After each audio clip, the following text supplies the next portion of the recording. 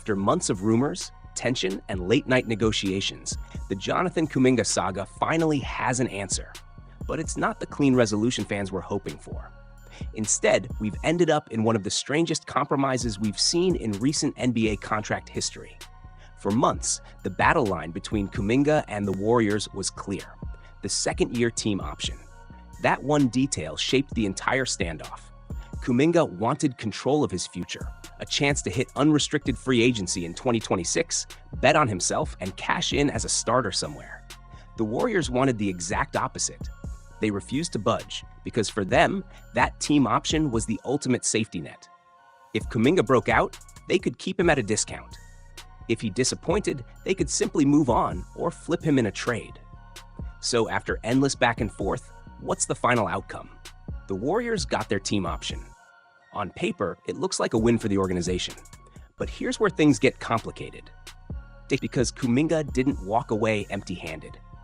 Instead of gambling on the qualifying offer, which would have been barely half the salary and locked him into no-trade status, Kuminga secured $24 million guaranteed for this season. That's nearly $8 million more than he would have earned by betting on the qualifying offer. And unlike the QO, this deal keeps him eligible to be traded mid-season. For Kuminga, that could be the escape hatch he's quietly been hoping for all along. But here's the twist. Reports are surfacing that the Warriors have already promised to decline that team option next summer, giving Kuminga another chance to renegotiate. Fans are right to be skeptical. Since when does a franchise like Golden State hand over control without leverage? If Kuminga shines, the Warriors might be tempted to keep him locked under that cheap option. And if he struggles, his trade value dips, leaving him stuck in limbo. Either way, the Warriors maintain the upper hand. This is where the debate really heats up. Did Kuminga win or lose? From one angle, he lost leverage. No long-term deal, no player option, and no direct path to unrestricted free agency. From another, he gained financial security and a clearer road to a trade. If Golden State deals him at the deadline, some contender could easily rip up the team option and hand him the starter role and extension he's been chasing. For the Warriors, this is a chess move. They just turned a 23-year-old former lottery pick into a controllable trade asset, instead of watching him walk for nothing. For Kuminga, it's a gamble that could either buy him freedom or trap him another year in Golden State's system. So, here we are, one of the NBA's strangest standoffs, ending with both sides claiming a win, yet neither walking away fully satisfied. The only real answer will come months from now, when Kuminga either thrives as Golden State's breakout star or finally packs his bags in the kind of blockbuster trade that could shake up the league. The Jonathan Kuminga standoff may finally be over, but the way it ended leaves more questions than answers. Because at the heart of it, the Warriors still hold the power. No matter what is being said right now, 9 months from today, if Kuminga has a breakout season, Golden State can simply exercise the team option, keep him locked in at $24 million, and walk away smiling. All the promises about declining the option or renegotiating next summer mean nothing if it doesn't benefit the franchise. And let's be honest, NBA organizations don't exist to do favors for players. They operate in the cold, calculated world of business. If picking up that option serves the Warriors' interests, they will do it without hesitation. That's why this conclusion is so shocking. After months of back and forth, countless reports, and endless speculation, Kuminga didn't get the qualifying offer, didn't get a long-term deal, and didn't even secure that much more guaranteed money than Golden State's original offer. Instead, what we're left with is a strange compromise that leaves both sides uneasy. And now, the real question becomes, what does this mean for the Warriors moving forward? Because if you followed this franchise, you know one thing. Drama has a way of finding them. From the Draymond Green and Jordan Poole altercation, to the Kevin Durant exit, to years of tension behind the scenes, weird vibes have often derailed this team. The concern now is whether the uncertainty surrounding Kuminga will cast another shadow over their season. Will Kuminga give them his best when he knows they never truly committed to him? Will Steve Kerr even trust him with a consistent role? These are the storylines lurking just under the surface. On the positive side, Kuminga is at least under contract. That gives the Warriors flexibility. He can be traded before the deadline. He can serve as a valuable asset for roster upgrades. And for the first time in months, Golden State can look at its depth chart and actually see a complete roster forming. But the road it took to get here? Messy, confusing, and maybe even costly. The part that makes this situation even stranger is what the Warriors didn't do: pursue a sign and trade.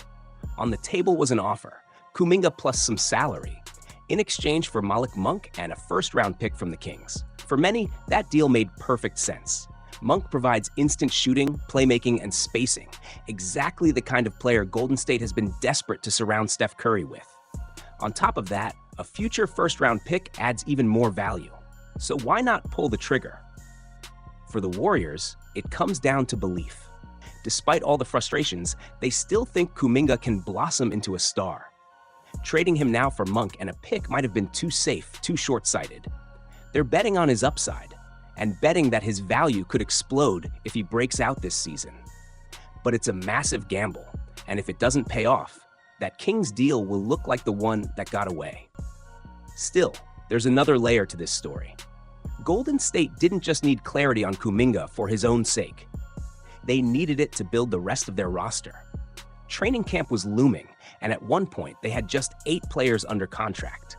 Moves were frozen until Kuminga's deal was finalized. Now, with him signed, they've finally been able to move forward, bringing in Seth Curry, DeAnthony Melton, Big Al Horford, and other key role players who had been waiting all offseason. In that sense, the Warriors can breathe a little easier. The roster looks deeper, stronger, and more balanced than it did 2 months ago. But let's not sugarcoat it. The underlying issue hasn't gone away. Kuminga wanted freedom. Golden State wanted control.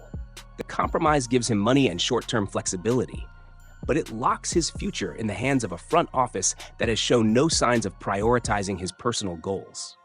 If Kuminga plays well, he might still find himself stuck under the very contract structure he tried to avoid. If he struggles, his value could plummet and trade options shrink. So here's where we stand. The Warriors won themselves leverage. Kuminga bought himself security, and both sides walked away uneasy. The only certainty in all of this? The drama is far from over. Whether this ends with Kuminga blossoming into a Warrior cornerstone or being shipped out in a mid-season blockbuster, this deal is only the beginning of the story. The Golden State Warriors might have secured Jonathan Kuminga on a deal, but the way they handled the entire situation has left more questions than answers, especially with their extremely narrow 2-year window. Steph Curry, Draymond Green, and Jimmy Butler are all under contract for just 2 more seasons. They're still dangerous, but they're also aging, and this time frame represents the Warriors' last realistic shot at making one final push for a championship. To spend nearly the entire offseason bogged down in uncertainty over Kuminga, instead of building out the roster around their stars, feels reckless. This is particularly troubling because the Warriors don't have many 82-game players left.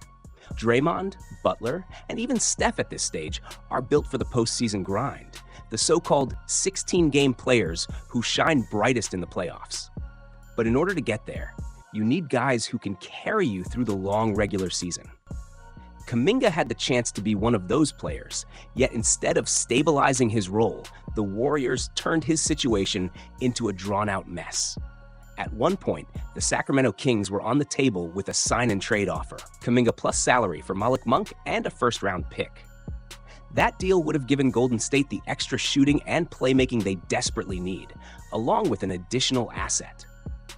Many assumed once the Warriors started signing rumored free agents like Seth Curry, DeAnthony Melton, and others, it meant a resolution had been reached.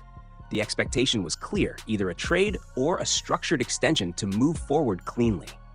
But instead, the team settled on an odd middle ground, picking up Kuminga's option with a vague promise to revisit things later. No sign and trade, no 3-year extension, no player option. Just a strange handshake agreement that they might rip up the contract next summer. That kind of uncertainty benefits nobody. Of course, best case scenario, Kuminga has a breakout season.